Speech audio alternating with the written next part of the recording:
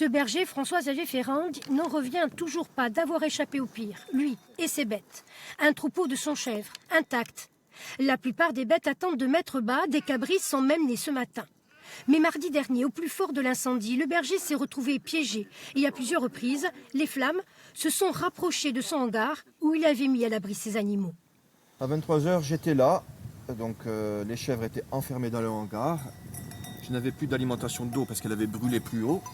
Et le feu est arrivé par là et s'est rapproché du hangar. Donc là, le feu est arrivé avec pas beaucoup de puissance parce que je démaquisais de temps en temps. Hein. Il faut bien comprendre que s'il n'y avait pas eu un travail de démaquisage, le feu aurait sans doute brûlé le hangar. Le combat, il a d'abord mené tout seul avant d'être rejoint dans la nuit par un camion de pompiers. Un peu plus haut dans la vallée, sapeurs, sécurité civile et pompiers sont toujours à pied d'œuvre.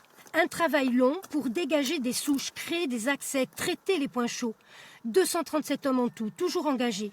Appuyés pour identifier les zones à risque de reprise par un drone. La direction des territoires et de la mer et les services incendie mènent conjointement une expérimentation. L'utilisation d'une caméra thermique avec au plus près un survol des secteurs touchés.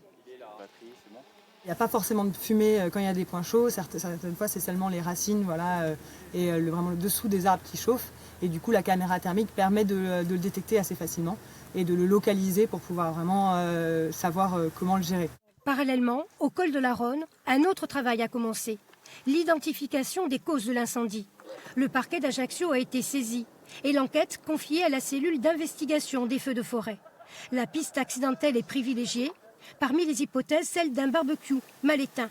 Le feu, parti de la Ronne, a parcouru plus de 5000 hectares, dont 2500 ont brûlé.